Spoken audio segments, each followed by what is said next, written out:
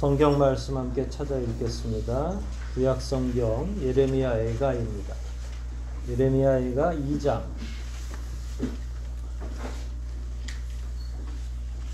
오늘은 17절로 22절까지 말씀입니다. 예레미야 애가 2장 17절부터 22절까지 말씀. 우리 함께 한 목소리로 같이,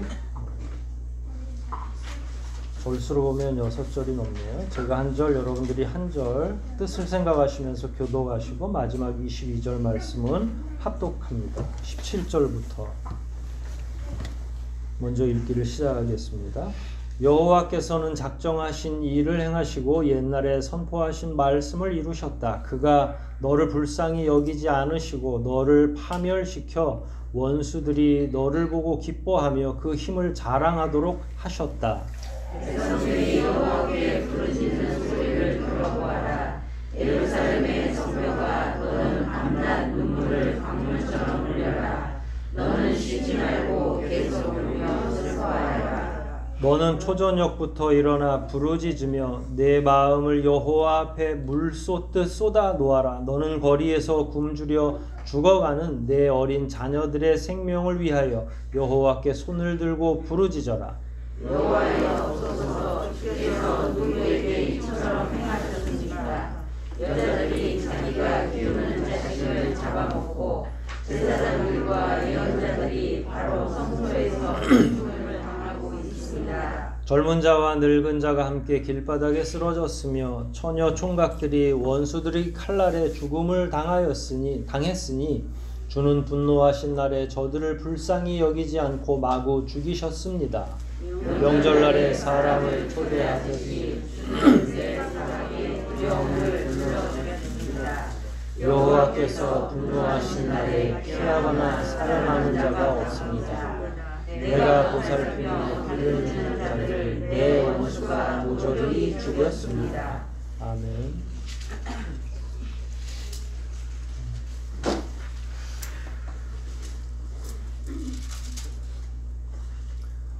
오늘은 하나님의 징계와 관련해서 한번 이야기를 나누려고 합니다. 예레미야 애가 전체의 흐름이 전부 다 바벨론이 쳐들어왔고 그로 인해서 당한 이스라엘의 고통이 기록되어 있죠. 그러니까 넓게 보면 예레미야 애가에는 하나님이 이스라엘 백성들을 징계하고 계신다라고 하는 사실이 공공연하게 드러나 있죠. 사전적 의미로 징계란 무엇일까요? 이거 우리가 흔히 쓰는 이야기 다 알고 계실 거예요. 징계가 뭐죠? 야단치시는 거. 그런데 그냥 잘하고 있는데 야단치나요? 그러면 우리 하나님이 괴팍하신 하나님이죠. 그러면은 어떨 때 야단치고 어떨 때 징계하시죠? 하지 말한 거 했을 때. 네. 그걸 우리 용어로는 죄, 이렇게 이야기하죠. 성경에 하지 말라고 하셨는데도 불구하고 우리가 만일 계속 그걸 거역하게 되면 그게 죄가 되고 결국은 그 죄가 머리 위에 계속 쌓이게 되면 하나님이 회초리를 드는 것. 이걸 하나의 패턴이라고 우리가 생각할 수도 있고 그걸 징계라고 우리가 보편적으로 이야기하는 거죠. 징계는 다양하겠죠. 여러분도 하나님의 징계를 받아보셨습니까? 마음속으로 그 찝찝함이 막 생기기도 하고 어떤 징계를 받으셨습니까? 뭐 이런저런 삶이 배가 난파하듯이 확 난파하는 경우도 있고 본의 아니게 우리의 의지와는 상관없이 넘어지는 경우도 있고 육신적으로 넘어진다는 의미가 아니라 크게 뭐 경제적인 문제나 건강의 문제나 때로는 근데 그게 징계라는 건 어떻게 아셨죠? 하나님은 아무 때나 징계하지 않는다고 했죠. 뭘 했을 때 징계하신다고요? 잘못을 저질렀을 때, 죄를 저질렀을 때. 그러면 징계 전에 뭐가 계속 쌓였던 거예요? 여러분들의 저의 죄가 조금씩 쌓여 있는 거죠. 그런데 하나님이 징계하실 때 보면 매 건건이 아주 작은 일에도 막 오셔서 징계하시나요? 아니면 쌓일 때까지 기다리시나요? 근데 이상하죠? 하나님 기다리고 있는데 때로는 우리는 뭐 경제적으로나 뭐 건강의 문제나 잘 되고 있을 때가 있죠. 근데 그러면서도 마음속에 뭔가 불안이 있고 찝찝하고 하나님 앞에 잘못하고 있는 것은 아닌가. 누가 제일 잘 알아요? 네, 하나님이 제일 잘 아시고 그 다음에 나는 까먹어도 하나님은 절대로 까먹는 경우가 없으니까. 징계의 크기를 만약에 5가지 척도로 여러분 그 매운맛도 아주 매운맛과 순한 맛이 있는 것처럼 여러분의 징계 강도가 있다고 생각하거든요. 아주 조금만 주시는 징계가 있고 약간만, 그 다음에 2번째 단계, 3번째 단계 이렇게 징계의 강도가 다 다르다고 저는 생각을 해요. 이스라엘은 지금 징계의 강도 중에서 어느 정도로 지금 맞는 것 같아요? 가장 매운맛으로 지금 당하고 있는 거죠. 5번째 최고의 힘든 거. 근데 이 징계의 강도는 무엇과 비례할까요?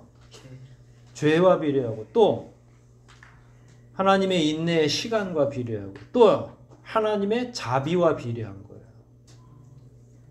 거예요. 이게 부모님들이 자녀 양육할 때도 그렇죠. 경고. 근데 이제 경고만 하는 이유가 왜 그래요? 우리가 자녀를 뭐 보리타작하듯이 막 때리려고 낳은 게 아니잖아요. 그야말로 금지옥엽처럼 키워가려고 사랑을 주려고 자녀를 낳아서 키우는 건데 조금 잘못했다고 해서 막 엄청나게 혼내고 징계하는 건 아니죠. 그럼 왜 참아요, 부모들이?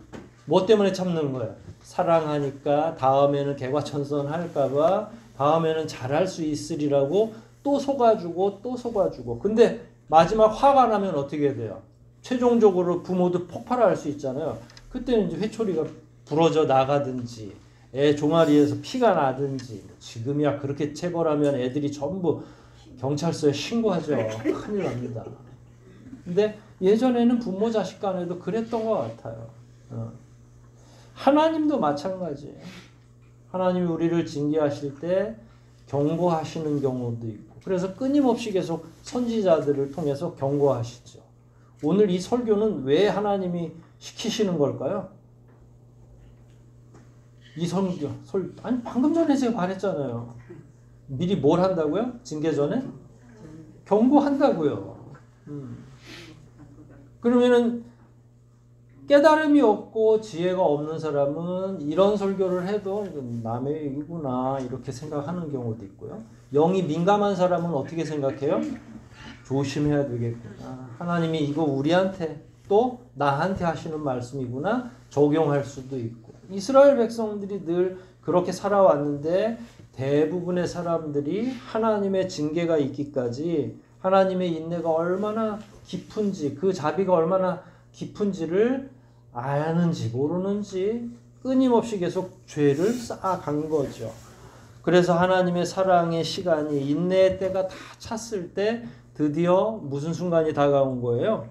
커다란 징계 시간이 다가온 거죠. 그러니까 우리는 하나님의 징계가 있을 때 징계만 보면 안 돼요.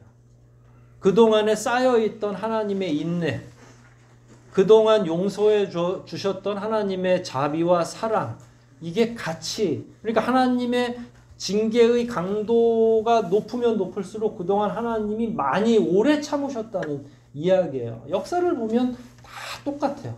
그것과 비례하더라고요.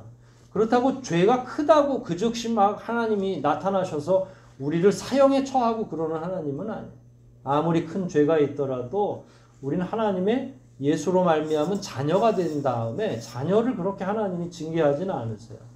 그렇게 하나님이 무자비한 분은 아니죠. 그래서 기다려주시고 참아주시고 견디어주시고 사랑으로 또 눈감아주시고, 하지만 그것도 한두 번이죠. 그 때가 다 차면 이제는 그간의 오래 참으심을 중단하시고 꺾어야 되겠구나.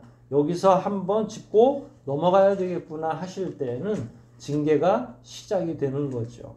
사사기에서도 그랬고 선지서에서도 그랬고 하나님은 때마다 징계하실 때 이렇게 보면 그 이전에 오래 참으심의 때가 다 찬 다음에 징계를 하시는 거죠.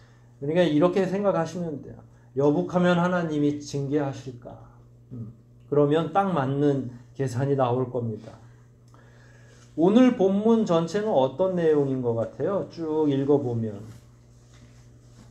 이스라엘이 그러니까 우리가 예레미야 애가를 읽으면 붐업이 되느냐 마음이 뜨거워지고 막 이게 아니라 아휴 이렇게 비참하게 그냥 뭐 왜냐면 장마다 구절마다 다 당한 이야기 고통당한 그 현실을 그대로 나타내주고 있죠. 오늘 내용도 마찬가지입니다. 오늘 본문 전체는 그동안 이스라엘이 당하고 있는 참상을 제일 적나라하게 드러내주는 거죠. 18절부터 시작이 됩니다. 백성들이 여호와께 부르짖는 소리를 들어보아라. 예루살렘의 성벽아 너는 밤낮 눈물을 강물처럼 흘려라. 너는 쉬지 말고 계속 울며 슬퍼하여라. 19절 초반부까지 사실은 18절과 19절은 전체 고통당하고 있는 이스라엘, 전체 포괄당하고 있는 두려움과 슬픔을 한 절로 표현한 거예요. 그러니까 들어가는 말 같은 거죠. 서두에 속하는 거죠. 뒷구절들은 하나하나 자기들이 당했던 고난을 이야기한다고 하면 18절과 19절 상반절은 전체를 포괄하는 내용이다라는 거예요. 그런데 여기 18절에서 보면 재미있는 표현이 있죠. 예루살렘 성벽에게 이야기하죠. 뭐라고 이야기합니까? 예루살렘 성벽에게. 밤낮 없이 부르짖어라. 성벽을 향해 성벽이 부르짖을 수 있어요? 없어요? 성벽이 저한테 집중해 주세요. 기침하시는 분에게 집중하지 마시고. 자, 성벽이 울 수 있어요? 없어요? 없죠. 그런데 성벽한테 울부짖으라고 그래요. 이건 되게 은유적인 표현이긴 하죠. 왜 성벽에게 그랬을까요? 곰곰이 생각해 보면 두 가지 의미가 있어요. 그러니까 전쟁을 할 때 지금은 뭐 성 안이 따로 없고 뭐 서울은 안전할 것 같아요. 파주 연천은 어떨 것 같아요. 그러니까 전체가 다 전쟁터지만 예전에는 성 안에 있으면 딱 보호를 받아요. 그런데 이게 무너지면 어떻게 돼요? 여기에 있던 사람들은 전부 불에 타 죽거나 어떻게 되거나 큰일 나는 문제가 생기는 거잖아요. 그렇게 되면 그 모든 참상이 어디 안에서 일어나는 거예요? 성 밖에선 잘 안 일어나요. 성 안에서만 일어나는 거죠. 그런데 애석하게도 모든 젊은 자들은 전부 성에 있던 젊은 자들은 전부 포승줄에 묶여서 전부 다 바벨론으로 끌려갔어요. 그러니까 남아있는 자가 별로 없는 거죠. 다음 절 보면 아니면 남아있던 자들은 전부 죽임을 당했어요. 곡할 사람이 있어요? 없어요? 곡할 사람조차도 없는 거예요. 그럼 누가 곡을 해줘야 돼요? 누가 슬퍼 울어야 돼요? 예루살렘 성벽한테. 그러니까 그런 은유적인 표현으로 한 거예요. 또 하나는 모든 사람들이 다 죽었기 때문에 증인이 하나도 없는 거예요. 어떻게 죽었는지. 그러니까 예레미야는 살아있으니까 노래를 부를 수 있고 시를 적어낼 수 있긴 하지만 다른 사람들이 살아있질 않은 거예요. 그러니까 예레미야가 목 놓아 울긴 하지만 그러면 누가 증인이에요? 성벽이 그걸 지켜보고 있는 거예요. 성벽을 의인화시켜서 너는 이 모든 걸 보지 않았느냐라는 거예요. 참 묘하게도 지금도 예루살렘에 가면 성벽을 통곡의 벽이라고 부릅니다. 통곡의 벽. 왜 통곡의 벽이라고 부르겠어요? 이스라엘의 이런 아픈 역사를 알고 있어서 다 무너졌지만 남아있는 그 벽에 가서 유대인들이 거기 성벽에 머리를 살살 찌으면서 계속 기도합니다. 울면서. 지금도 거기를 무슨 벽이라고요? 통곡의 벽이라고. 왜 통곡의 벽이에요? 지금 예루살렘 성을 향해서 울어라 그랬잖아요. 밤낮 없이 울고 쉬지 말고 울으라고 했잖아요. 그러니까 그때부터 계속 운다고 유대인들은 생각하고 있는 거예요. 울부짖을 사람조차 남아있지 않은 예루살렘의 성을 예레미야가 이렇게 표현한 거죠. 19절 후반절에도 당시에 일어났던 참상이 나오죠. 여호와 앞에 물 쏟아 놓아라 해놓고서 19절 후반에 너는 거리에서 굶주려 죽어가는 내 어린 자녀들의 생명을 위하여 여호와께 손을 들고 부르짖어라. 여러분 전쟁이 나거나 가뭄이 있거나 할 때 누가 제일 취약이라고 그랬어요? 그냥 어린아이들, 남편 없는 여성. 그러니까 그런 데만 있으면 먹을 것도 원래 가뭄이 돼서 먹을 걸 구할 수 없는 데다가 어른들이라도 있으면 예를 들어서 훔쳐라도 오잖아요. 근데 어린이들만 있으면 훔쳐올 수도 없는 거예요.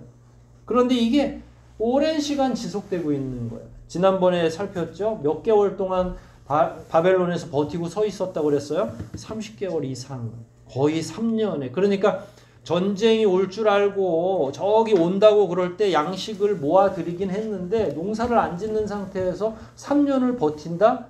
불가능하죠. 이게 가늠이 안 되는 거예요. 왜냐하면 그 전에도 느부갓네살 왕이 왔다가 실패하고 이번에 세 번째 온 거거든요. 이번에는 느부갓네살 왕도 바짝 그냥 약이 올라 있는 거예요. 도끼가 서려 있는 거예요. 그러면 30개월 아니라 60개월까지도 버티고 있으려고 한 거죠.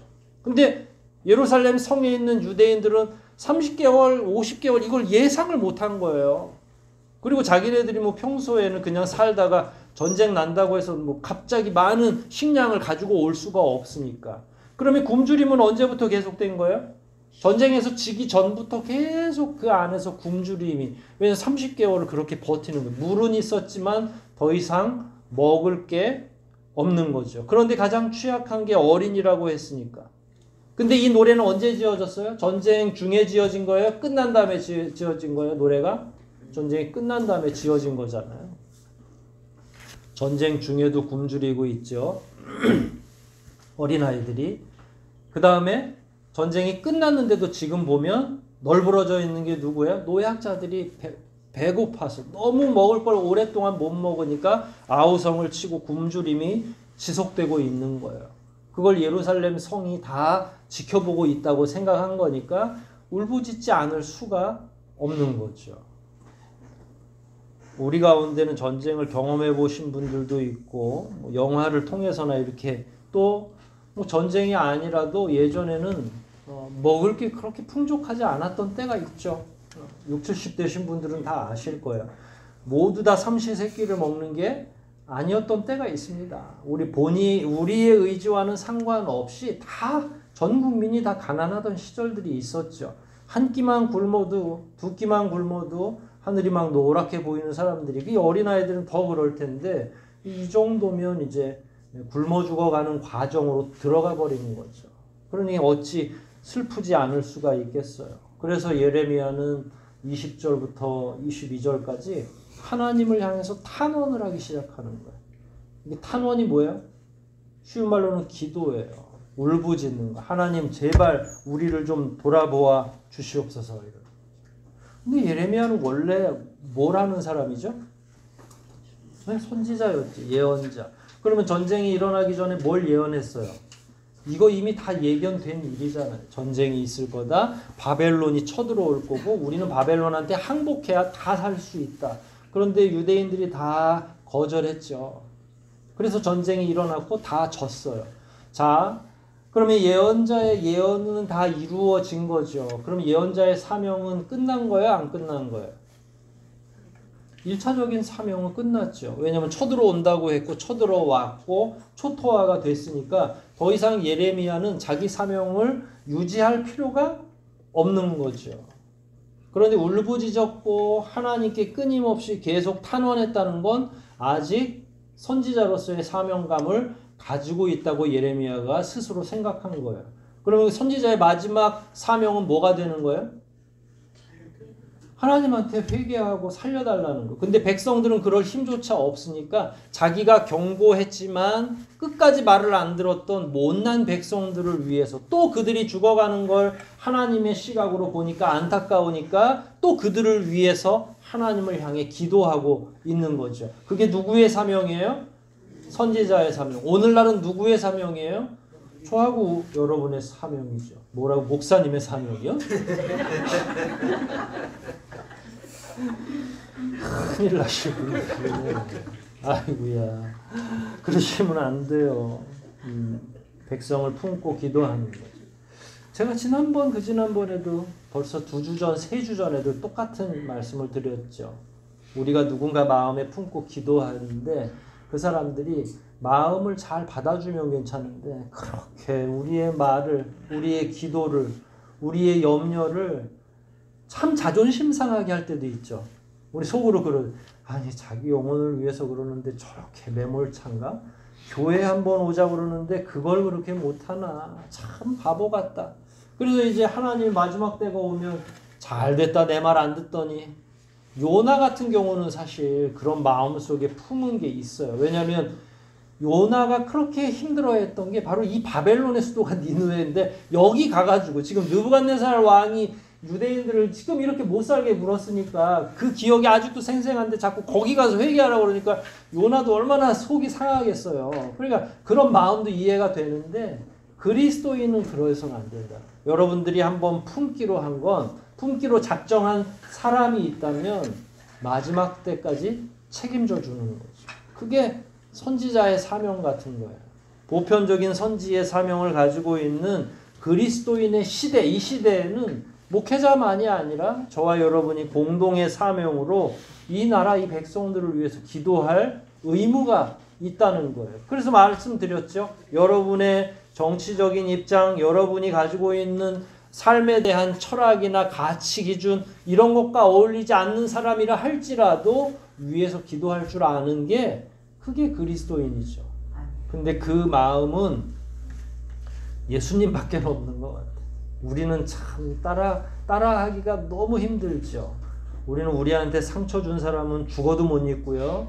자존심 상하게 하면 복음 전하고 싶지가 않은 사람들이에요. 그래서 어려운 거죠. 근데 그럼에도 불구하고 예레미야 보세요. 자기를 죽이려고 했던 자들을 향해서 품고 마음의 애정을 가지고 하나님께 기도로 나아가는 거예요. 근데 따질 때 보면 아유 이분은 도대체 누구 편인지 방금 전에 하나님 편이었는데 이제는 누구 편으로 돌아선 거예요. 백성들 편으로. 이렇게 하지 않으면 자기 눈앞에 펼쳐지는 이 불쌍하고 불행한 시대를 구원할 길이 하나도 없으니까. 자기가 기도하지 않으면 모든 이들이 다 죽어가게 생겼으니까. 따라서 징계로 구원자의 혹은 선지자의 사명이 끝난 게 아니라 백성을 품고 기도하는 것. 하나님께서 구원하시고 그들을 긍휼히 여기시기를 청원하는 것까지가 결국은 선지자의 사명이다라는 거예요. 근데 이 청원 속에는 예루살렘에 있는 많은 사람들이 어떤 경험을, 이게 굉장히 자극적인 게 20절에 바로 나와요. 근데 이렇게 자극적인 용어를 사용한 이유가 있어요.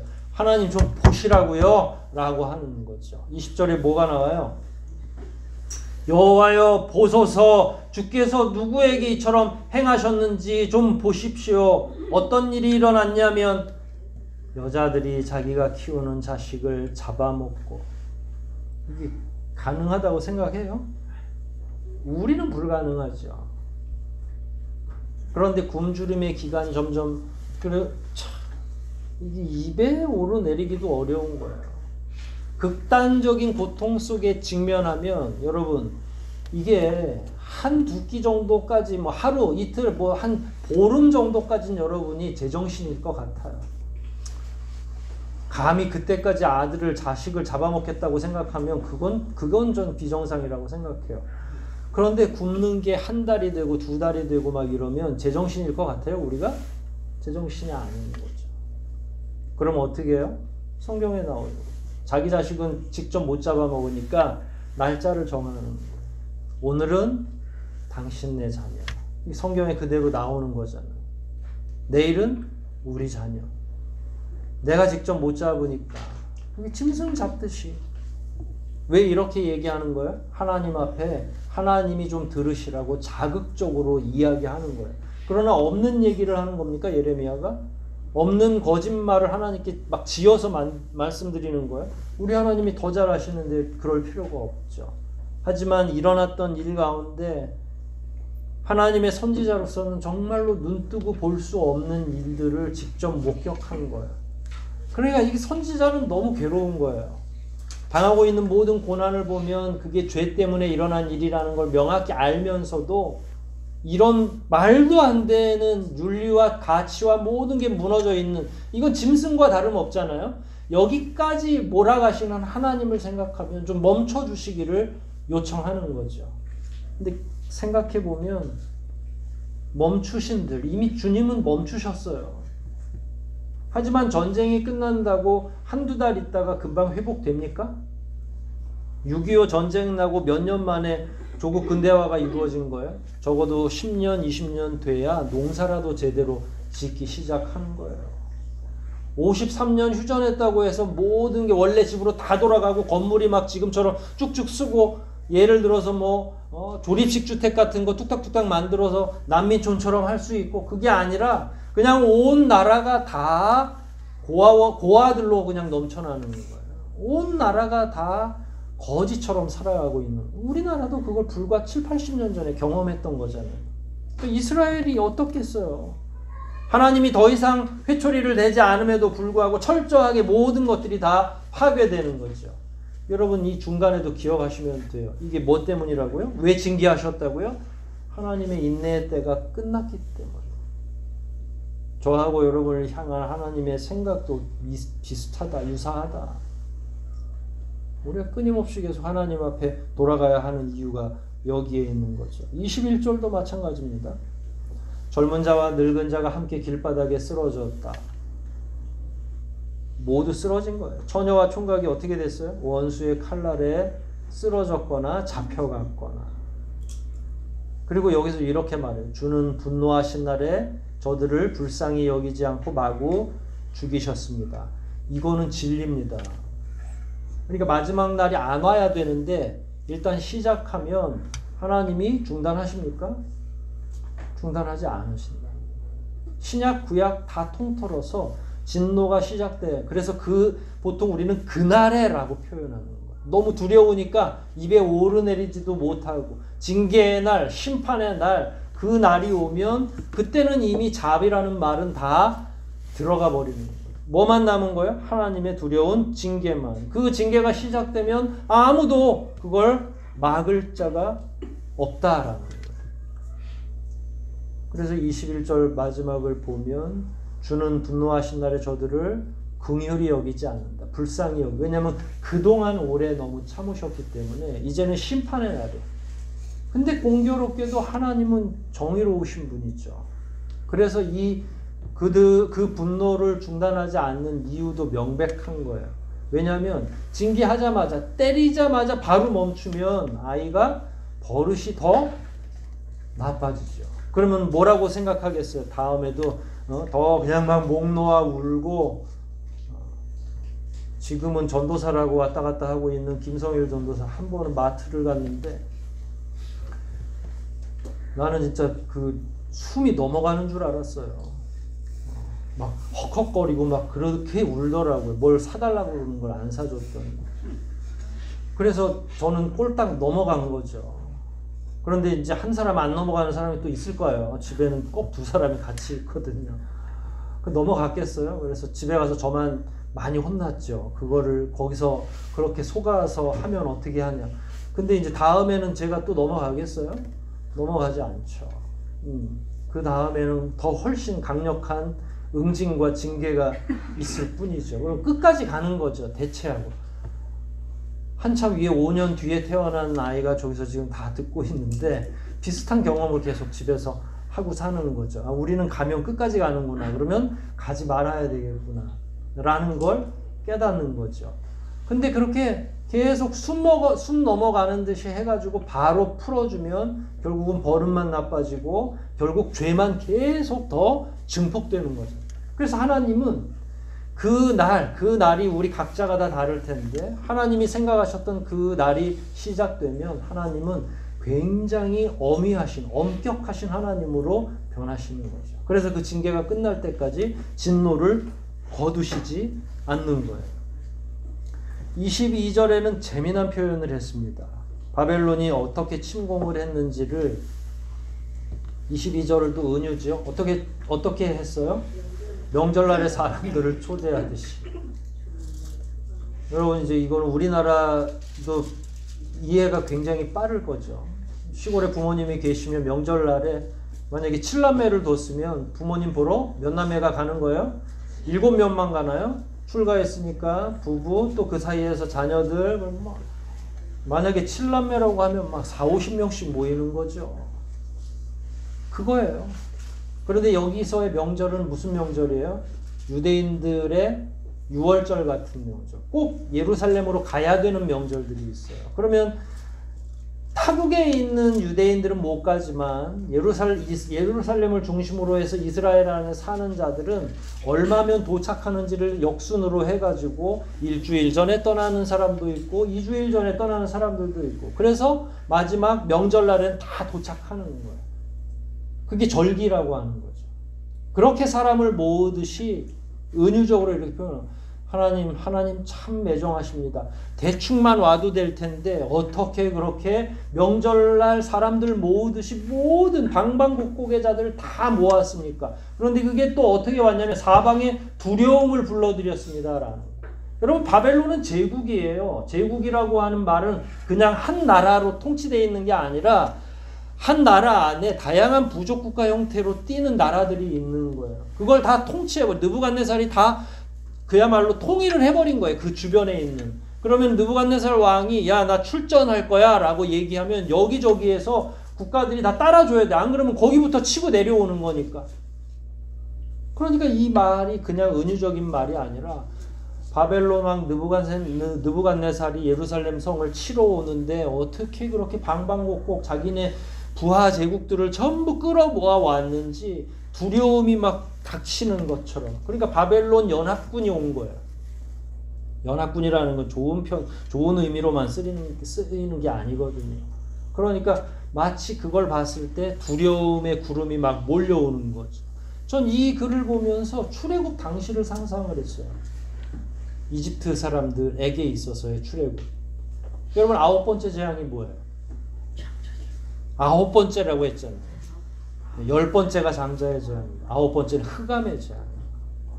온 동네를 칼칼한 이거 엄청나게 두려운 재앙입니다. 지금은 전기가 들어오는 게 이런 설교하려면 참 안 맞아 기준이. 요즘의 기준하고. 뭐 그러면 후라시키면 되죠. 이런다고요. 젊은 애들은. 칠흑같이 어두운데 인위적으로 만들어낸 어두움이 아니라 하나님이 아예 칠흑 같은 어두움, 별 하나도 빛나지 않게 만드는 어두움. 그 다음에 10번째 재앙이 뭐예요? 그 어두움 가운데 중첩되는 재앙이에요. 네, 장자를 그것도 콕콕 찍어가지고 그게 두려움이라는 거예요. 진짜 두려움. 근데 그때는 이스라엘이 구출을 받은 거잖아요. 살아나는 어두움이었어요. 그러니까 그때는 어린 양의 보혈만 바르면 다 통과되는 거죠. 근데 지금은 통과할 수 있어요? 없어요? 통과할 수 없죠. 저하고 여러분이 한창 좋을 때에는 마치 이집트에서 구원을 얻듯이 우리가 죄로부터 구원을 얻어요. 한창 좋죠. 그러나 징계받을 때는 어떨 것 같아요? 두려움이 몰아닥쳐서 피할 구석이 하나도 없는 거예요. 우리 하나님이 화나시면 이집트에게 하나, 유대인에게 하나, 저는 강도는 똑같다고 생각해요. 화나시면. 여러분, 이스라엘을 살리려고 이집트를 다 죽였다고 생각하시면 안 돼요. 징계의 측면에서 보면 이집트도 뭘 계속 쌓은 거예요? 하나님의 죄를 쌓은 거, 하나님이 하지 말라고 하는 거, 그리고 내 백성을 저 밖으로 내보내서 제사하게 하라, 예배하게 하라고 끊임없이 바로를 통해서 선지자가 이야기하는 거예요. 모세 선지자를 통해서. 그럼에도 불구하고 듣지 않으니까 어떻게 되는 거예요? 하나님 징계하시는 거죠. 그런데 그게 내 백성은 덜 징계하고 남의 백성만 더 가혹하게 하는 그런 하나님이시냐? 죄에 대해서만큼은 공평하신 하나님이라는 거예요. 그래서 공평해서 출애굽할 때에 같이 출애굽한 이집트인들도 살았어요. 유대인들처럼 하는 어린 양의, 그러니까 그 말만 잘 믿으면 살아나는 거예요. 그래서 죄는 죄대로 묻지만 의로운 자도 의로운 자대로 살려내시는 그런 하나님. 그걸 우리는 일컬어서 공의롭다라는 거예요. 예레미야가 이제 그 모든 것들에 대해서 하나님께 간청하는, 두려움이 그렇게 몰려오는데 저는 살면서 처음이었습니다. 구름처럼 막 몰려오는 거예요. 그러니까 예레미야는 30개월 전에 알았겠죠. 저기 멀리서부터 먼지가 올 때부터 드디어 하나님이 시작하셨구나. 끝났구나. 이제 외치는 것도 더 이상은 불가능한 거. 이제는 다 소용없는 일이 되어버리는 거죠. 그래서 차근차근히 예루살렘 성을 짓밟아 가기 시작하는데 22절의 맨 마지막에 예레미야가 이런 말을 해요.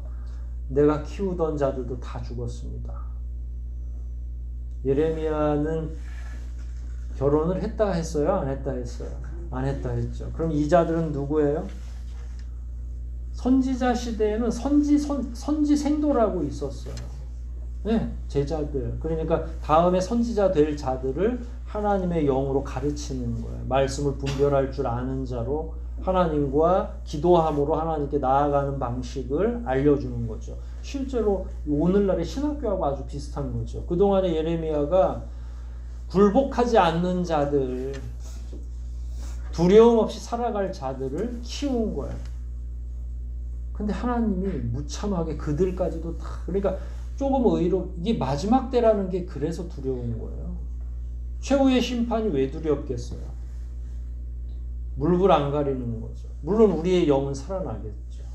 그러니까 예레미야가 그걸 보니까 너무 슬프고 고통스러워요.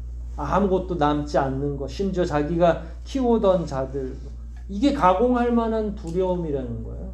자비가 끝나는 것. 여러분, 그럼 왜 이런 일이 일어났을까요? 답은 이미 아까부터 처음부터 우리 얘기했었잖아요. 죄 때문이죠. 하나님은 방금 죄 졌다고 해서 이처럼 가혹한 징계를 한 번에 하시는 분이 아니죠. 그런데 지금 예레미야가 탄원하는 걸 보니까 너무 참상이 도저히 상상도 잘 못하겠는 거예요. 부모가 자식을 잡아먹는, 그러면 이거는 참으로 오래 참으셨다는 이야기인데,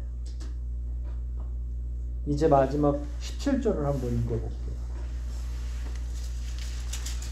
지금 설교를 다 들으셨고 그 다음에 지금 오래 참으셨다는 말씀을 드리는 중에 17절을 읽자고 하신 거니까 뜻을 생각하시면서 읽으시면 무슨 얘기인지 다 아실 거예요. 시작. 여호와께서는 적정하신 일을 하시고 옛날에 선포하신 말씀을 이루셨다. 그가 너를 불쌍히 여기지 않으시고 너를 사면시켜 원수들이 너를 보고 기뻐하며 그의 힘을 자랑하도록 하셨다. 사실은 17절에 원래 모든 의미가 먼저 포함되어 있는, 제가 일부러 뒤바꿔서 17절을 제일 마지막에 읽자고 한 거예요. 여기에 보면 시제를 과거라는 의미로 옛날이라는 말을 표현했어요. 그러니까 이게 하나님의 인내를 알 수 있는 용어라는 거예요. 하나님이 언제부터 참으신 거예요? 옛날부터. 여러분, 옛날은 몇 년을 의미해요? 호랑이 담배 피던 시절을 의미하는 거예요. 솔로몬 때부터 켜켜이 쌓아왔던 우상 숭배의 그 망령된 일들이 마지막 시드기야 왕까지 온 겁니다. 얼마나 참으신 거예요? 조금 참으신 게 아닙니다. 10년, 20년을 옛날이라고 하지 않아요. 그럼 옛날부터 하나님은 뭘 하신 거예요? 징계를 멈추시고 기다려주신 거죠. 옛날부터 유대인은 뭘 한 거예요? 끊임없이 하나님 앞에 죄를 저지른 거죠. 우리는 어때요? 옛날부터 우리도 여기 안에 포함시키는 거죠. 보란듯이 유대인들은 우상 숭배를 했습니다. 왜냐하면 하나님이 즉각적으로 때리지 않으니까 평화로워, 우린 괜찮아. 참 묘하게도 하나님의 인내와 자비는 영원하다라는 게 진리예요, 원래. 근데 이 인내와 자비가 공의하고 상충될 때, 그러니까 공의라고 하는 건 의로움이 더 중요하다는 이야기예요. 그런데 공의, 공적인 의익, 공공의 의의가 침해당하기 시작하면 하나님이 한쪽을 중단시키세요. 그게 뭐냐면 인내와 자비예요. 우리가 자꾸 오해하는 게 사랑의 하나님, 사랑의 하나님. 사랑의 하나님 맞아요. 그분은 영원히 사랑의 하나님이십니다. 하지만 의로움이 깨지기 시작하면 하나님은 그거는 못 견뎌요. 불의함이 계속 자라나도록 하실 수 있는 그런 하나님이 아니시니까. 하나님 안에 여러 속성이 있지만 적어도 공의의 하나님과 사랑의 하나님이 상충되기 시작하면 하나님은 하나를 중단하신다는 거예요. 죄를 계속 바라볼 수가 없어요. 왜냐하면 그 또한 또 사랑이기 때문에.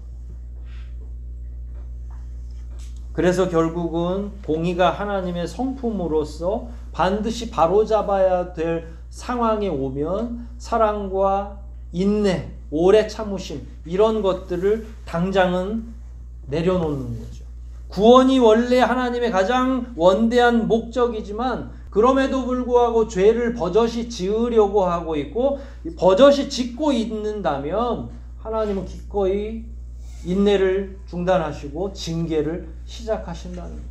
저하고 여러분을 구원하는 게 하나님의 목적인 게 맞아요. 그리고 그 자비는 영원할 겁니다. 하지만 만일 우리가 끊임없이 계속 하나님 앞에 죄를 쌓아간다면 하나님은 징계를 멈추지 않으시고 끝까지 가보자 하실 거라.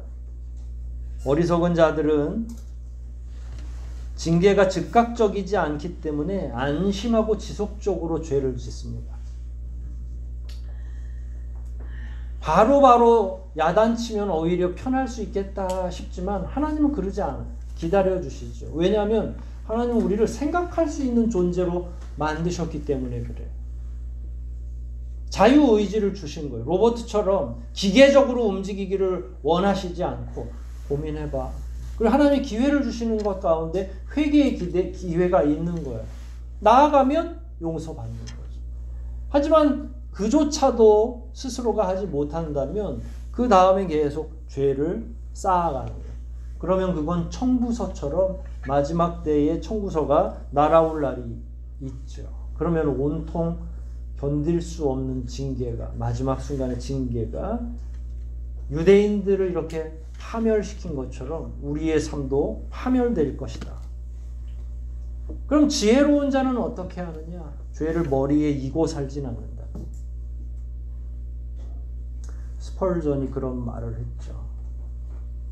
마귀가 새처럼 우리 머리 위를 날아다닌다고. 그럼 뭐 쫓으면 또 날아오고 쫓으면 또 날아와요. 여기 속에까지 막 와가지고 장난칠 때가 있죠. 그거를 막을 수는 없다. 하지만 영적인 사람은 머리 위에 둥지를 틀도록 내버려 두진 않는다. 새가. 마귀가. 여러분 오죽했으면 그런 어떻게 머리 위에 둥지를 틀도록 가만히 내버려 두겠어요. 불가능하다고 생각하죠? 하지만 영의 문제는 다 가능하더라고요. 실제로. 여러분의 발밑에서 지금 마귀가 막 둥지를 짓고 있는지 보세요. 여러분의 어깨 위를 바라보십시오. 여러분의 머리 위를 보세요. 혹시 내가 죄를 이고 짊어지고 사는 건 아닌지. 지혜로운 자는 그렇게 돌아보도록 되어 있다는 거예요. 그때그때 죄의 문제를 해결한다는 거예요. 매일매일 하나님 앞에 나아간다는 거예요. 고백하고 회개하는 거죠. 그건 지혜로운 자의 특권이에요. 그러나 지혜롭지 않은 자는 어때요? 머리에 이고 산다고 하는 거죠. 징계가 계속 쌓이는 거예요. 그래서 그날 심판의 날이 오게 되면 돌이킬 수 없고 중단하지 않으신다라는 건 지금까지 계속 우리가 구절구절을 통해서 배우는 거죠. 자, 이제 우리 어떻게 살면 좋을까요? 두려워할 필요 없습니다. 우린 예수 그리스도의 보혈 공로가 있으니까 돌아서기만 하면 됩니다. 매 순간 경건하게 거룩하게 살기를 소원하는 마음으로 기도하는 거죠. 여러분 혹시 하나님의 인내와 자비를 시험하고 계신 건 아니죠? 인내와 자비가 계속될 거라고 만용 속에 살고 있는 건 아니죠. 거짓된 마귀의 속삭임에 속지 않으셔야 돼요. 죄가 있으면 회개하시면 됩니다. 그리고 그 죄가 반복적으로 나를 장악하지 못하도록 그 사슬을 끊어야 하는 거죠. 마지막 날에 무자비한 징계 앞에 울부짖지 않으려면 매일매일 하나님의 말씀에 기대어 서서 그 자비와 사랑을 구하고 더욱더 거룩하고 경건하게 살기를 소원해야 돼요. 그 마음의 소원을 이루기 위해서 자기의 삶을 주도할 필요가 있는 거죠. 회개의 기회가 아직도 여전히 우리 앞에 있는데 그걸 거절하고 어리석은 유대인들처럼 끊임없이 죄로 나아간다면 그 얼마나 수치스러운 일이겠습니까? 이제 우리가 선택할 삶은 방향은 뻔한 거잖아요. 우리가 어디로 가야 되는지 그런 의미에서 하나님 앞에 매일매일 거룩하게 경건하게 그래도 부족하면 회개하는 삶을 살아내기만 하면 되는 것 아니겠습니까? 모쪼록 그런 삶으로 여러분들의 삶이 매일매일 즐겁고 매일매일 하나님 앞에 경건하고 매일매일 기도가 하나님과의 대화가 살아나는 그런 삶으로 나아가시기를 그런 삶으로 누리며 살아가시기를 주의 이름으로 축복합니다. 우리 말씀들을 생각하면서 기도합시다. 하나님의 징계가 참으로 두렵고 놀라운 일들이 많이 있는데 그럼에도 불구하고 우리가 도망갈 길을 꽉 막아놓은 건 아니죠. 하나님은 오늘 우리에게 이 말씀을 주신 까닭조차도 돌아오기를 원해서 주신 말씀입니다. 하나님께 우리 다시 한번 우리의 어리석음과 연약함을 아뢰고 우리 머리 위에 혹시 마귀가 둥지를 틀고 있는 것은 아닌지 다시 한번 스스로 돌아보며 더욱더 거룩하게 더욱더 경건하게 살게 해달라고 작은 죄라도 하나님 앞에 가시가 박힌 심정으로 회개하게 해달라고 통성으로 함께 기도하시겠습니다.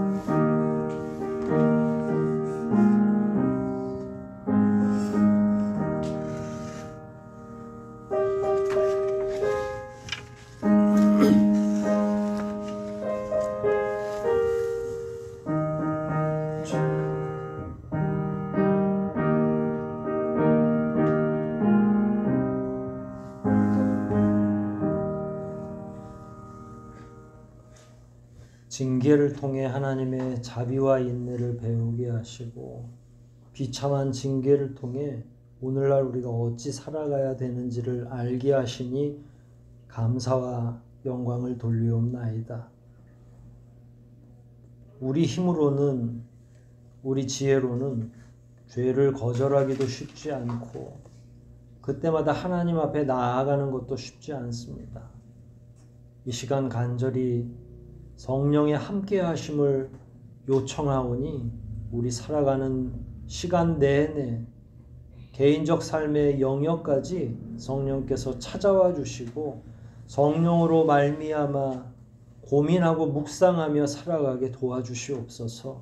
우리 지혜와 우리 명철로는 도저히 하나님을 온전하게 따라갈 수 없는 것을 고백하오니 하나님께서 친히 우리를 이끌어 주시고 우리의 영을 맑게 해 주시고 하나님 앞에서 더욱더 경건하고 거룩하게 살아낼 수 있도록 다시 한번 새롭게 하여 주시옵소서. 모든 것 주님께 의탁하오며 예수님의 이름으로 기도하옵나이다. 아멘.